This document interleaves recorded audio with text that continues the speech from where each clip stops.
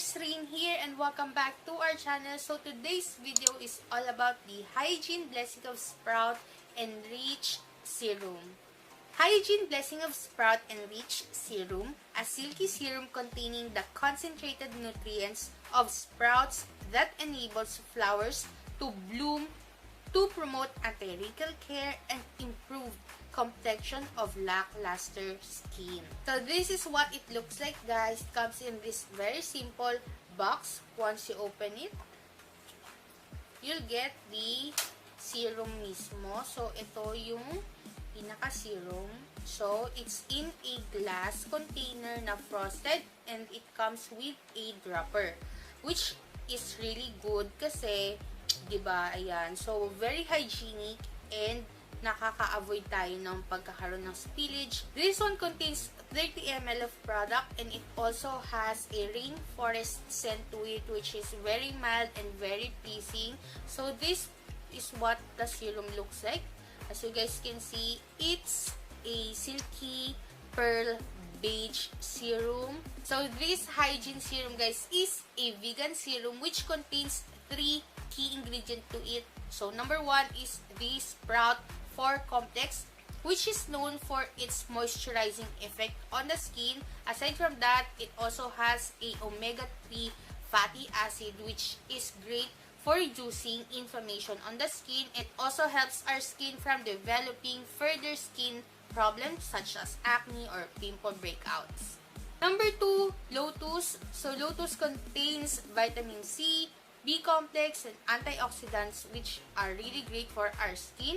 It also improves skin elasticity for a youthful looking skin. And if you have an oily skin, it also controls sebum production. Last but not the least is my favorite ingredient, which is the Centella asiatica. So Centella asiatica is known for its wound healing effect, which is perfect for those who have acne, and it is also a powerful anti-aging ingredient. So gamit ko na siya, guys, for 3 weeks now and I used it every night.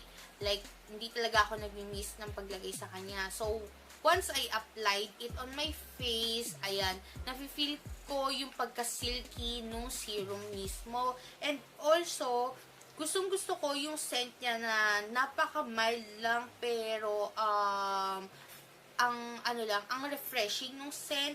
So, kapag nilagay ko na siya sa face ko, it takes no time. Like, talagang ang bilis niyang mag-absorb, guys. I-apply ko lang siya sa face ko. Automatic nag-absorb siya agad, which is really amazing. Ito pala yung nagamit ko na serum na ganun kabilis yung absorption quality niya. Sobrang lightweight niya sa face, and after ko siyang i-apply, sobrang smooth ng pakiramdam ng face ko, as in, sobrang smooth niya. And the next day, pagkising ko, nakikita ko talaga na nagpa-brighten up and sobrang glowy nung skin ko. So, I only need 2 drops of this hygiene serum and okay na siya. Like, ang laki ng face ko pero nako-cover na niya agad yung face ko, guys. And napansin ko lang dito kasi kapag may time na gusto ko siyang ilagay sa daytime and nakita ko na nagsisettle siya dun sa mismong dropper, like namumuo siya talaga. So I advise na i-shake nyo muna siya bago nyo gamitin. Itanggalin nyo yung nakalagay sa dropper para talagang maging maganda yung formula niya, hindi siya buo-buo. So, ganun yung ginagawa ko sa kanya. And you guys can see now na ayan na yung nagamit ko sa kanya. I don't know, makikita nyo. Pero, ayan na yung nagamit ko sa kanya. Kasi, 3 weeks na nga, pero marami-rami pa rin natitira. Final thoughts on this Hygiene Blessing of Sprout Enriched Serum, guys. This one is sobrang intense yung hydrating niya. Like, every single morning for 3 weeks now, kapag tumingin ako, pagising ko talaga, pag tinignan ko yung face ko, like, kitang-kita ko na sobrang glowy yung skin ko. And actually, yung sister ko, kapag nakikita niya, ba't ang kinis, ang kintab nung skin mo, ganun yung na papansin niya sa akin. Dun sa mga may dry yung skin, sobrang perfect sa inyo to, kasi ang intense talaga nung pagka-hydrating niya.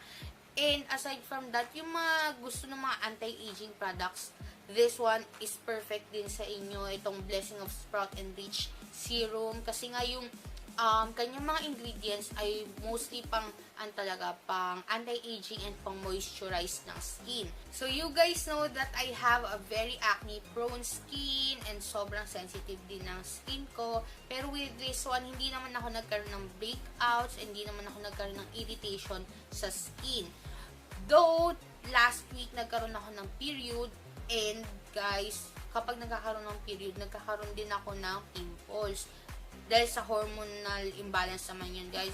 So, yun yung nangyari. Nagkaroon ako ng pimples. And napansin ko dito, hindi siya talaga nakaka-dry ng pimples. So, if you're going to use this kasi may pimples ka, may breakout ka, I don't think na makakatulong siya ng sobra. Though nakaka-help siya kasi para i-repair yung skin mo. Since ako kasi gumamit talaga ako ng ibang product para mag-flatten or mawala yung pimples ko. So, after mawala ng pimples ko dito, nagkaroon naman ako ng marks. Pero yun yung napansin ko sa kanya. Ang bilis ma-repair nung skin ko. Like, yung marks ko, sobrang bilis niya mawala. Like, ngayon, medyo maano siya. Medyo, hindi na siya dark, hindi na rin siya sobrang pula. Talagang, siya, malabo na siya. So, ang bilis mag-repair nito ng skin. So, yun naman yung nagustuhan ko dito.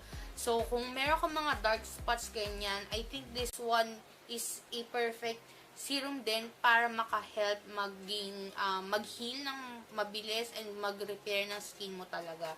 So, yan yung aking final thoughts dito sa Hygiene Blessing of Sprout and Reach Serum. So, perfect anti-aging. So, pang-prevent ng pimple or pang-repair talaga siya ng skin.